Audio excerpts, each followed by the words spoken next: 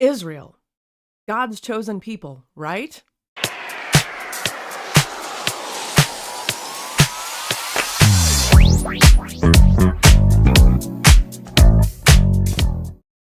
Hi, my name is Lindsay Rexan, and today I'm taking you on a journey.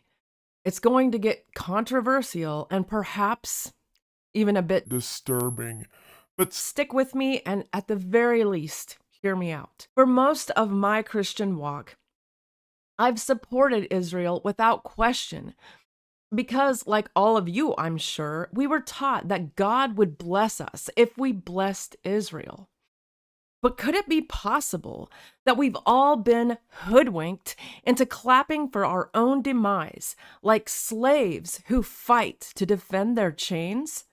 Let's begin by listening in on a clip of a Reformed Zionist synagogue's female rabbi. The greatest lie humanity tells itself is that we have outgrown human sacrifice. So right off the bat, she's letting you know that human sacrifice is not only something that isn't taboo, it's something that is very acceptable and should be practiced. We call it by different names now and make our offering to different gods.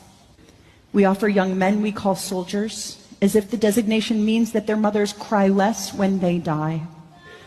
We call masses of humanity collateral damage and turn our eyes away from the pictures of their lifeless bodies as we sip our morning coffee. And the truth is, we don't do it because we are heartless. We do it because we believe that it is necessary for the world to keep running. So she wants you to go die for her cause, because if you don't, humanity will cease to exist. That's what'll happen. Send your kids, lady. We do it because we believe that the gods whose favor we so desperately seek, freedom, security, prosperity, flourishing, that they demand blood as the price of their favor. Wait, what? Gods? Excuse me? And these gods demand blood as a price for their favor?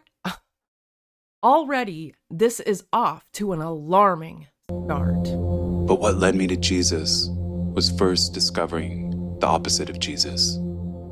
A dark religion that has been covertly consuming the entire world since the beginning of time. It's cleverly disguised itself in many forms and has hijacked almost everything good on earth. I discovered that the opposite of this dark religion is Jesus. And what exactly is the opposite of Jesus? It's called Kabbalah.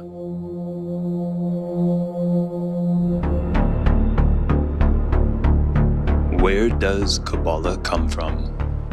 The Kabbalah is a religion of the Antichrist and is a revelation of the government of Lucifer. The Kabbalah is the original religion from the serpent in Eden that tempted Eve with the forbidden fruit from the tree of knowledge of good and evil. The serpent deceived her into believing she too could become like God. The great fall of man began with this forbidden tree, and this same tree is a Sephiroth tree in Kabbalah.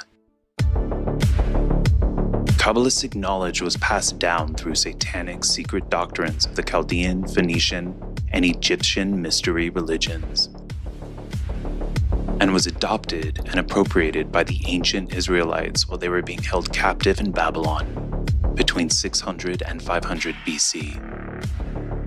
Kabbalah was then transmitted orally by the rabbis, eventually to be interwoven into what is now considered modern Judaism, as they strayed far from God's commandments, perverting their religion.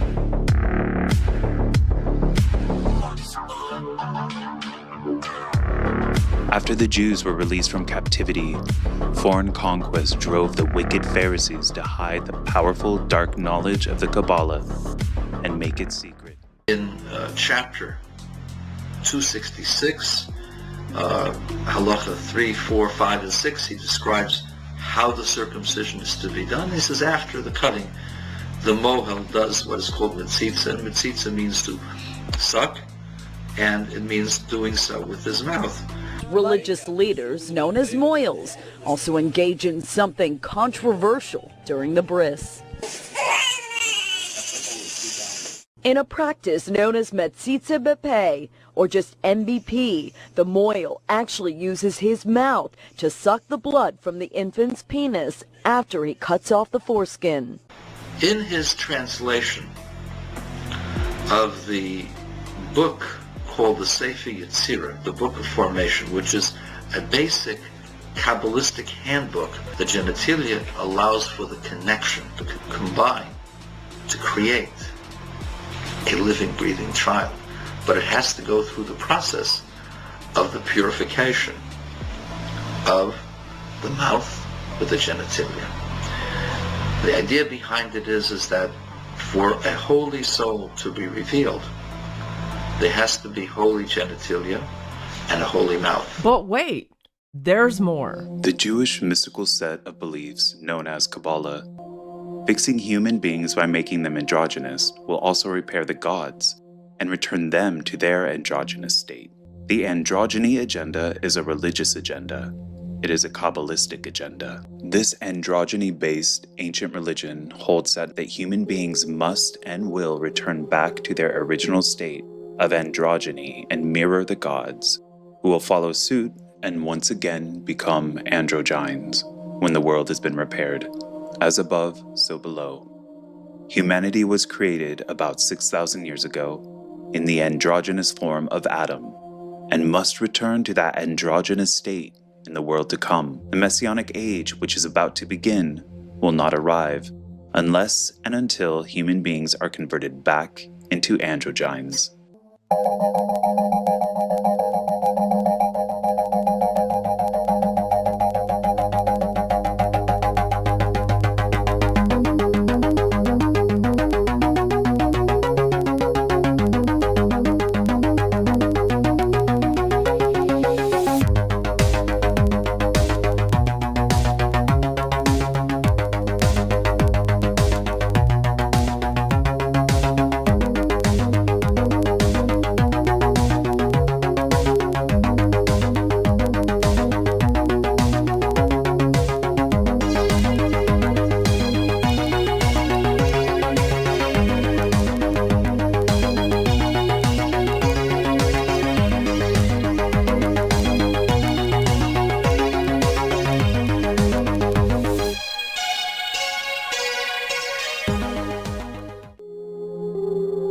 It is important to know that modern rabbinical Judaism is not the same religion of the Hebrew Israelites found in the Old Testament.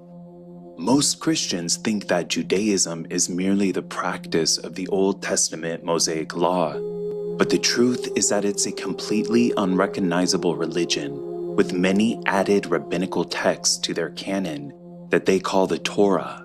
Most Christians think that the term Torah means the first 5 books of Moses, but in rabbinical Judaism, the term Torah also includes the Babylonian Talmud as well as the writings of the Kabbalah, like the Zohar, which is Jewish Luciferianism. In the modern Hebrew language, the word Torah simply means instructions, which to the Jews includes the instructions of the rabbis found in the Talmud and Kabbalah. The Jewish Babylonian Talmud not only rejects Jesus as the Messiah, but has incredibly hateful things to say about the Lord and Savior. So blasphemous that it grieves my soul to even speak this out loud, but it's vital we learn the truth about rabbinical Judaism. Rabbi, what are those books behind you?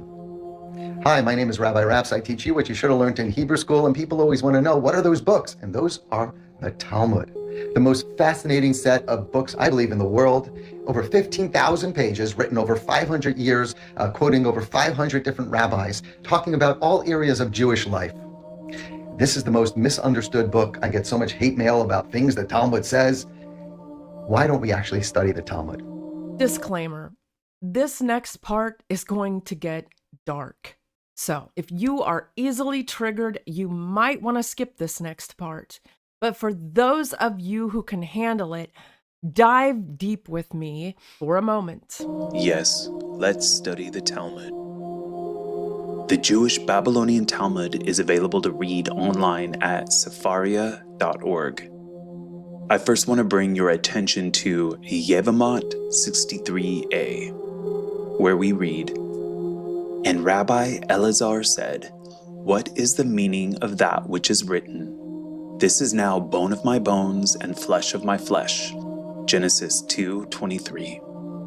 This teaches that Adam had intercourse with each animal and beast in his search for his mate, and his mind was not at ease, in accordance with the verse, "And for Adam there was not found a helpmate for him," Genesis 2:20, until he had intercourse with Eve. The Talmud contains dialogue of high-profile rabbis who banter back and forth about legalistic details regarding the most vile sexual acts. Disturbingly, there's endless dialogue about bestiality, where the rabbis nitpick on details about whether or not to also kill the animals who have been raped by Jews, or if they are also guilty of seduction. But it gets even more satanic than that. As you read through the Talmud, you learn that rabbis cling to the age of 3-year-old little girls as a special number. Let's scroll to Ketubot 11b, where we read, "Rava said that this is what the Mishnah is saying. An adult man who has engaged in intercourse with a minor girl less than 3 years old has done nothing, as intercourse with a girl less than 3 years old is tantamount to poking a finger into the eye. In the case of an eye, after a tear falls from it, another tear forms to replace it. Similarly, the ruptured hymen of the girl younger than 3 is restored."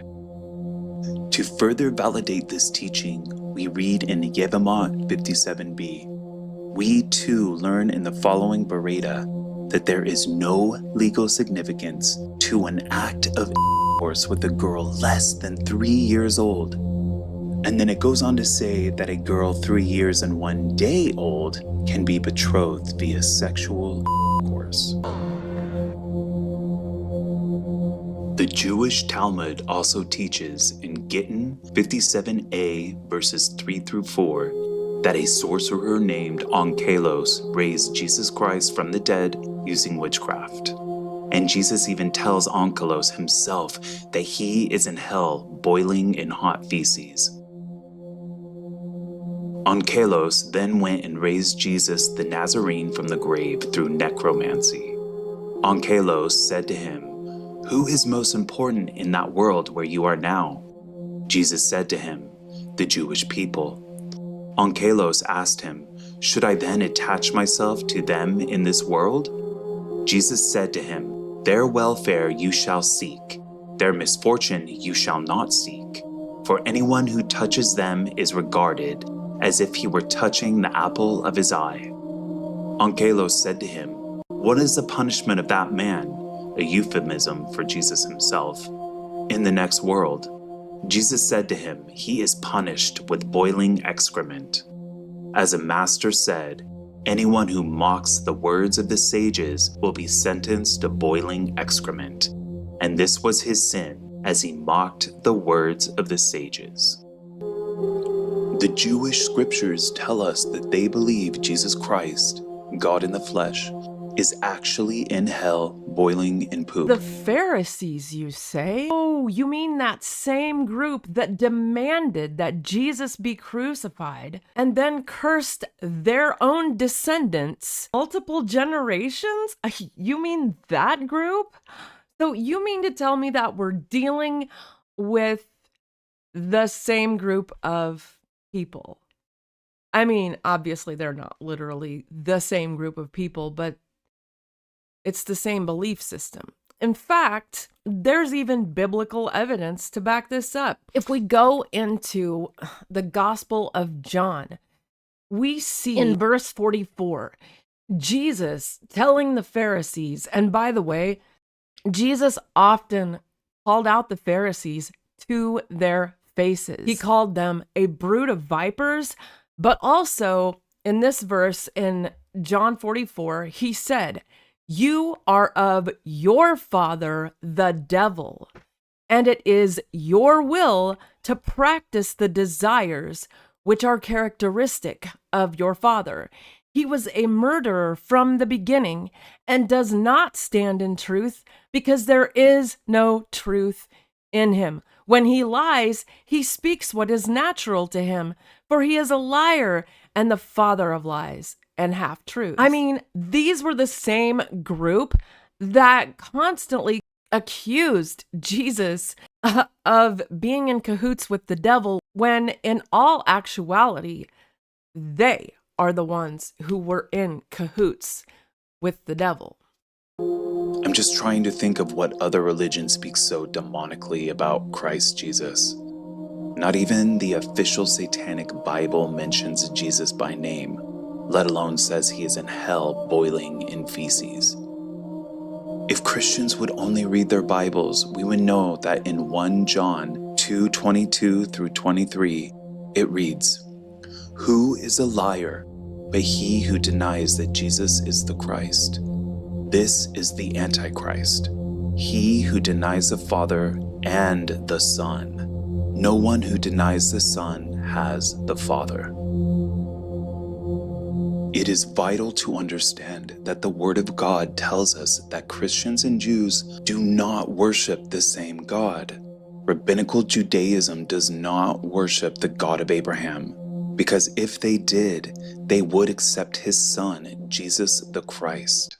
Can you guys guess which specific demographic is overrepresented in the entire industry of pornography? Again, all of the financing and leadership that is dedicated to normalizing degeneracy. First, we have Al Goldstein, the founder of the first porn magazines ever, Sprue, Smut, and Bitch magazine, before the internet. In his own words, the only reason we use our own pornography is that we think Christ sucks. We then have the owner of Pornhub, rabbi and lawyer Solomon Friedman, who is notorious for reducing the sentencing of sexual offenders and his implied pedophilic language. Then there's Leonid Ravinsky, the majority owner of OnlyFans, falsely promising young women to sell their souls for broken validation. And then we have the founder of homosexual hookup app Grindr, Joel Simkai, who salivates with the idea of Gentiles abandoning heterosexuality and abandoning their wives. And speaking of dating apps, the founder of Tinder, Sean Rad, is also a part of the same tribe that shall not be named. Whether it's Ruben Sermon, Steve Orenstein, David Friedman, or Greg Lansky, you can go on and on and on. What do we have to say for ourselves when it is the same dysgenic and entitled people that consistently target the innocence and youth of every high-trust society? Is it a mere coincidence that the earliest inception of sexual degeneracy recorded and compiled was in the pornographic library of Magnus Hirschfeld? Because porn is a political weapon, and sexual liberation is political enslavement. So I ask you, why might this be? Well, in the words of the scumbag pornographer Adam Glazer himself,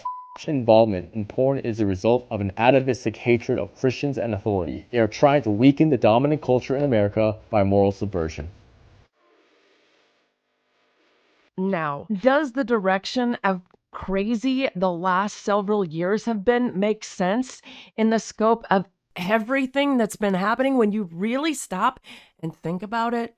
There's literally nothing that Israel won't do in the name of vengeance and in the name of continuing Zionism. For some people, the takeaway is as long as they're not literally putting people in ovens, as long as they're not doing exactly what the Nazis did, that somehow that's okay. It's actually not okay. Never again doesn't mean never again in the exact same way that the Nazis did it. If that's your takeaway from the Holocaust, you really need to look at yourself and do some soul searching. I'm Jewish. I lost members of my family during the Holocaust, and the truth is, Israel does not represent me. Israel does not make me safer. In fact, it puts me and all Jews in greater danger, because as Israel commits these crimes against humanity and live streams them, and in some cases gleefully live streams them, we've seen soldiers doing this, Israel doing that and saying it's in the name of Jews, that will create anti-Semitism. The idea that Israel represents all Jews is in itself an anti-Semitic idea. The dual loyalty trope says that all Jews are a monolith and we're all loyal to Israel and we can't be trusted to be loyal to other governments, regardless of where we live. That is really what Israel is leaning into. And you have anti-Semites and then the government of Israel, AIPAC and the ADL, all making the same argument, which I think really shows you the dangers and the inherent anti-Semitism of Zionism. People like to claim that anti-Zionism is anti-Semitic. Well, it's actually not, given that you literally have more Christian Zionists in the world than you have Jewish Zionists. This particular Christian form of Zionism wants Jews to go back to Israel so we can provoke the end times, Armageddon.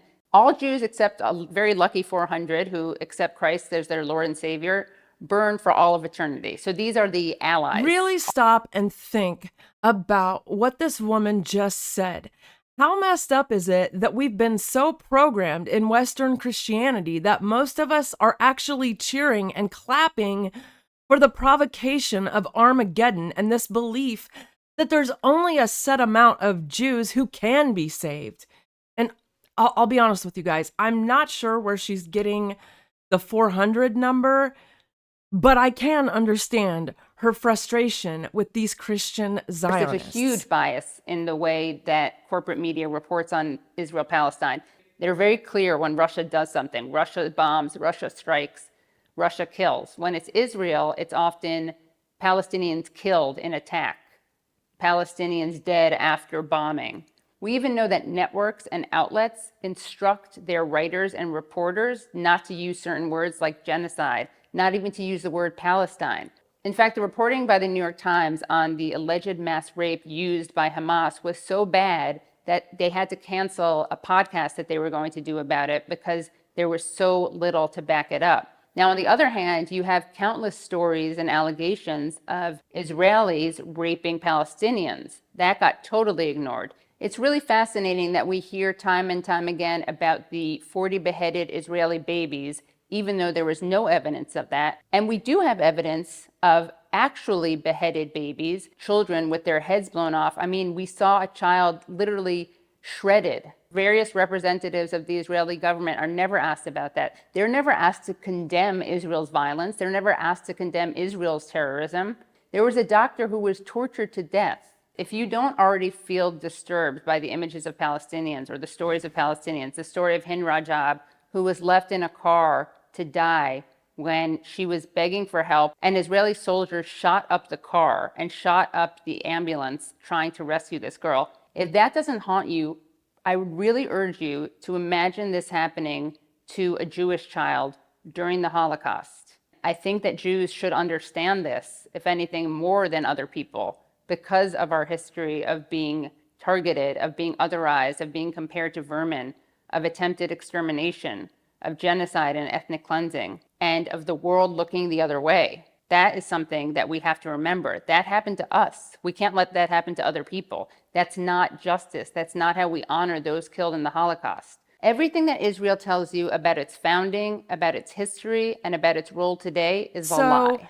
Another question that I want you guys to ask yourselves is, who owns all these news outlets in the United States? There are hundreds, if not thousands, of videos of beheaded Palestinian babies and children, Palestinian children with severed limbs, killed by Israel. And not a single corporate media outlet has reported on how Israel has systematically beheaded Palestinian children on a daily basis for the last 15 months. And yet every single one of these Western media outlets was so quick to spread the mass atrocity propaganda in order to manufacture consent for Israel's genocide by repeating a story about an incident which never took place. We have some really disturbing new information out of Israel. The Israeli Prime Minister's spokesman just confirmed babies and toddlers were found with their heads decapitated. I choked up earlier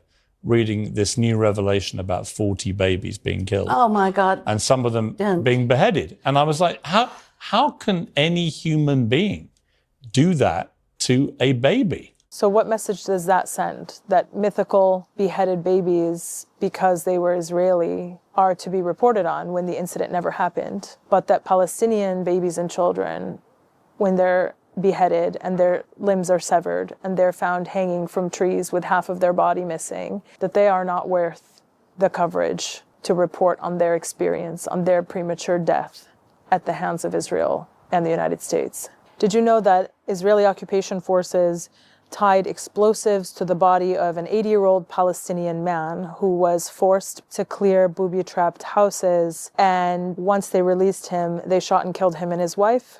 Did you know that Israeli soldiers were captured on film raping a Palestinian hostage? And when news of this came to light, Israeli far-right politicians and soldiers and ordinary people protested outside of the facility where the soldier was being held, demanding that he be released. And in parallel, the Israeli Knesset engaged in debates on the right of Israeli soldiers to rape Palestinian hostages. טרלול הזה, שיש מי שבפרקליטות חושב שאפשר לבוא ולעצור חיילים על דברים שעושים למחבלי נוח'בה, לא נגמר. אנחנו לא יכולים להמשיך כרגיל. להכניס מקל לרקטום של בן אדם, זה לגיטימי? כן, אם הוא נוח'בה, הכל לגיטימי לעשות לו. הכל! הכל! One of the soldiers who was involved in the rape had a media tour all around Israeli media stations and took off his ski mask and was revered as a national hero by members of Israeli society. Did you know that a young Palestinian boy by the name of Saddam Rajab was killed in the occupied West Bank after an Israeli occupation soldier shot him in the stomach?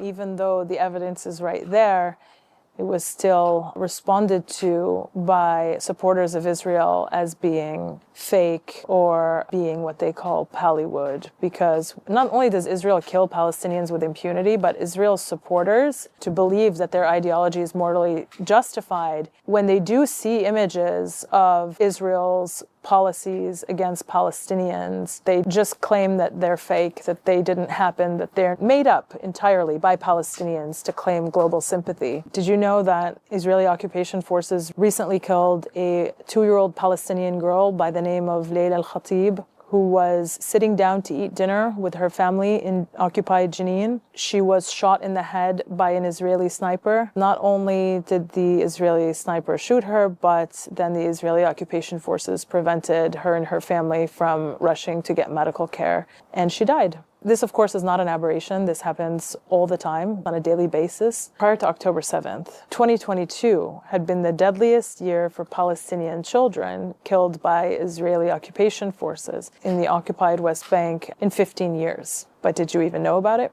Did you know that in 16 months of genocide in Gaza, Israel has managed to halve the life expectancy in Gaza? If that isn't proof of genocide, I don't know what could be proof of genocide. Did you know that Israel withholds Palestinian bodies and prevents Palestinians that it killed from being returned to their families? Over 600 Palestinian bodies are being illegally held by Israel, some since the 1960s. Did you know that if you go on Google Maps and you look for satellite images of Beit Hanun, you will see that Israel has completely destroyed and erased that village in Gaza, that city in Gaza, and instead replaced all of the buildings, the stores, the homes, the parks, the schools, the mosques, the churches, with thick mud embedded with Israeli tank marks in the shape of a Star of David. Not a single corporate mainstream media outlet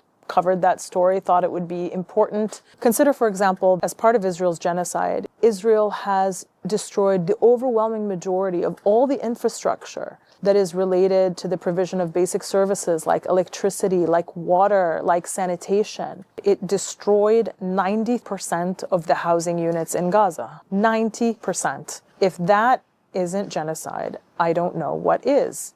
You can't possibly make the argument that the destruction of the majority, the overwhelming majority of all housing units in Gaza does not constitute intent to destroy a people in whole or in part. If you continue to get your information from mainstream media, I wouldn't be surprised if you didn't know any of these stories. But I think we should understand that if any one of these incidents had happened to an Israeli child or an Israeli family, then not only would the media be all over the story, politicians would be condemning it in the strongest possible terms, there would be widespread coverage and discussion about the horrors that that individual had endured. But when violence is carried out against Palestinians systematically in much wider proportions over 76 years, it is something that the global north wants us to accept as a reality, as a status quo, as the default. And as a result, evil is allowed to prevail with absolute impunity. After 15 months of a daily live stream genocide, we're really at a very critical turning point. Either the global community decides that international law is to mean something and is to actually be applied consistently to all offenders, no matter who they are, no matter where they're from, no matter the circumstances, or we decide to throw it away entirely. We're either ostriches with our heads in the sand, or we wake up and realize, no way, I'm a cassowary. For those of you who don't know what a cassowary is, it's a flightless bird indigenous to Australia, and if you leave them alone, they'll leave you alone. But if you mess with them, they'll quickly and efficiently send you to Jesus. In other words, we need to wake up and fight back. And on that note, wouldn't you know, I just so happened to take some screenshots courtesy of Milo Yiannopoulos as some of these influencers who are being paid $7,000 a post to prop up God's chosen people.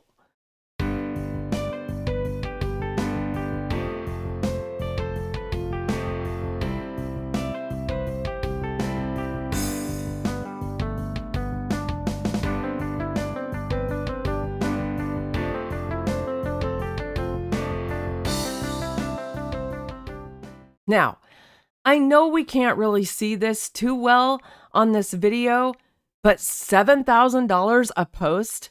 Wow.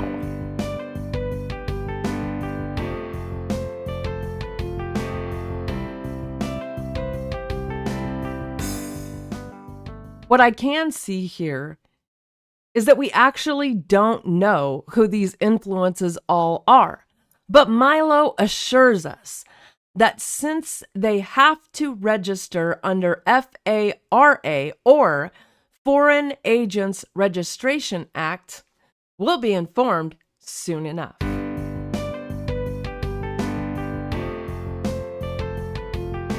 Let's talk about Candace Owens.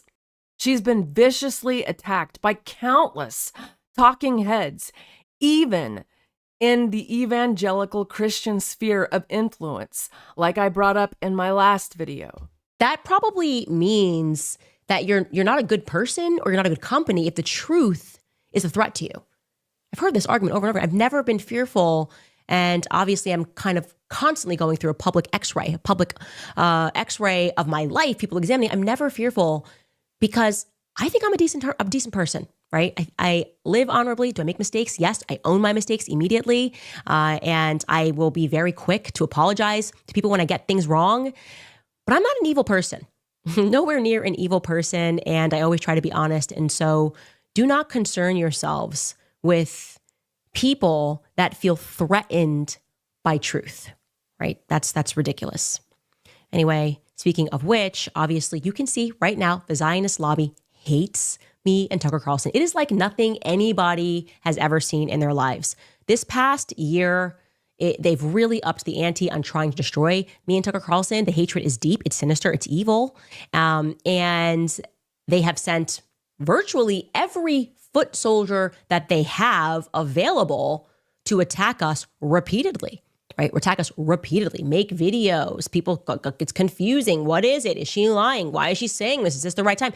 It's actually getting quite boring, I think. It's a little boring.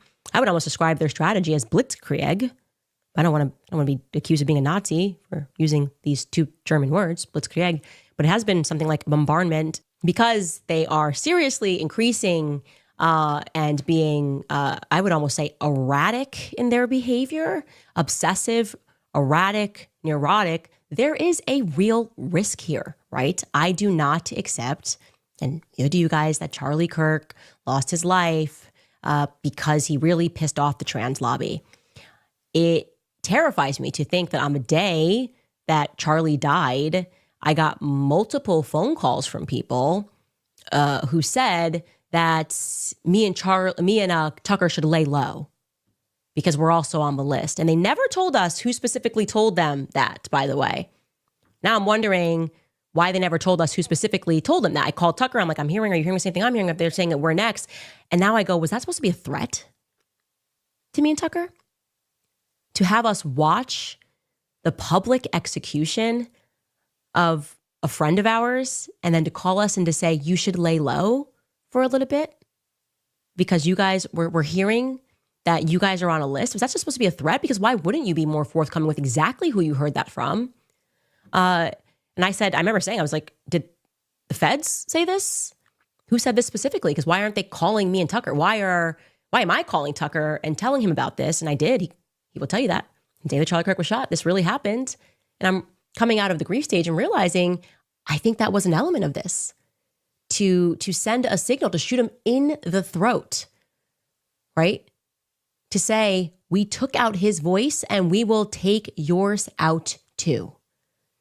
And that's terrifying and that's real. And these people that we are fighting are dangerous, okay? Do not underestimate them. They are dangerous and they are haughty and they are growing increasingly desperate and panicked. People that are evil in this way are not people that you want to play with, right? People are nervous. Everyone is feeling it. And that's why I decided that I don't know what's going to happen, okay? I don't know how many days I have on this planet. I do know what I'm fighting for. And I do know that this life is not it. It's not.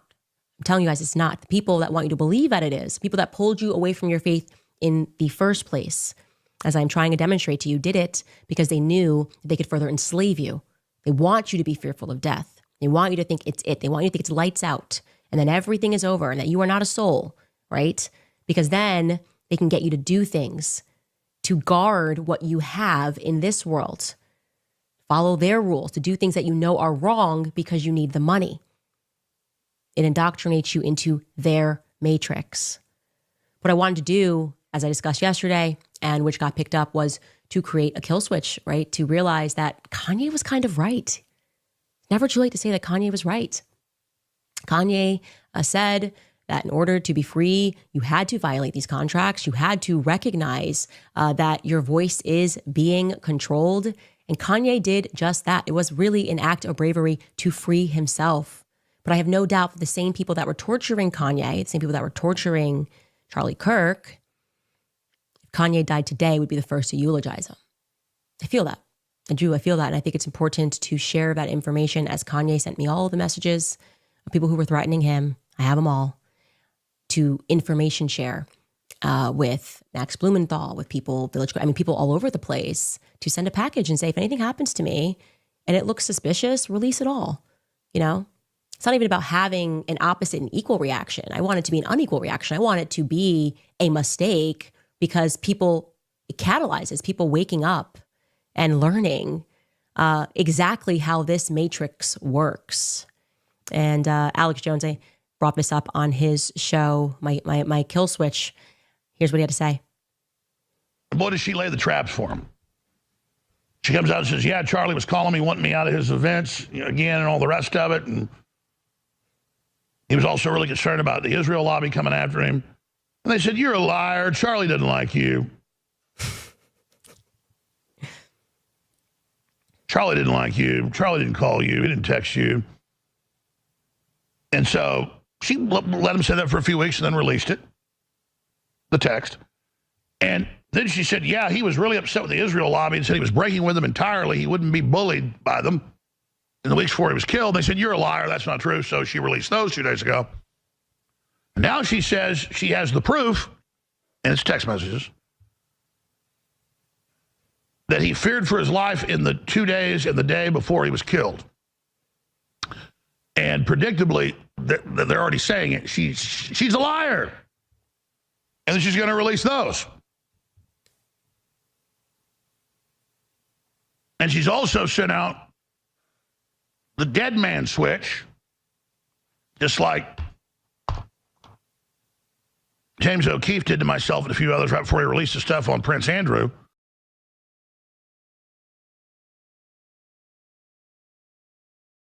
I hope that at the very least, you will consider all of the information that I have presented to you today.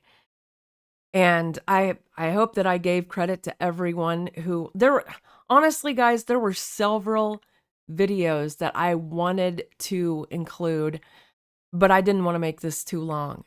And so I had to settle on what would get to the point and what would make people think for themselves and question. At the end of the day, there's absolutely nothing wrong with asking questions. In fact, you should. And I have a whole video, which I will link above, that talks about why you should question your faith.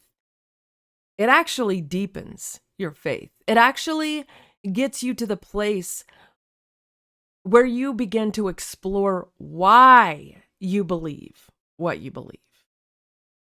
And I hope that at the very least, you will pray about all of this.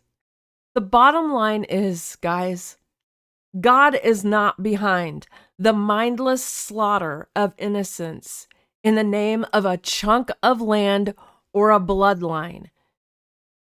And after learning about the Babylonian Talmud and Kabbalah, I don't think I've seen anything more antichrist in my entire life. So if you want to continue to stand with Israel, that's between you and the Most High God. But as for me and my house, we will serve the Lord. And that concludes my video today about